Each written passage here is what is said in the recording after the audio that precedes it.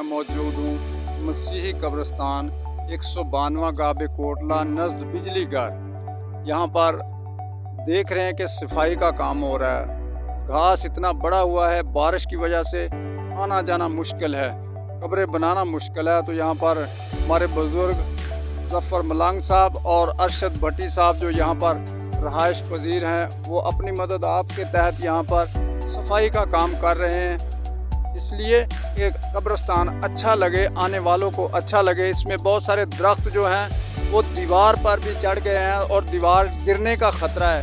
सफाई इसलिए हो रही है ताकि दीवार को बचाया जा सके, क्योंकि दीवार ये गवर्नमेंट ने बनाई है, तो इसलिए ये लोग इस कोशिश में हैं कि दीवार भी बच जाए और हमारा कब्रिस्तान भी साफ़ हो जाए। मेरा कैमरामैन आपको दिखा सकता है, ये सारा कब्रिस्तान जो है ना घास से भरा है और इन लोगों ने इतनी अच्छी सफाई की है कि अब ये कब्रें नज़र आने लग गई हैं।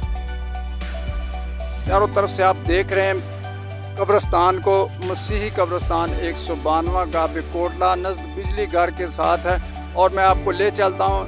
यहाँ के बुज़ुर्ग जो हैं सफाई कर रहे हैं, देख रहे हैं आप।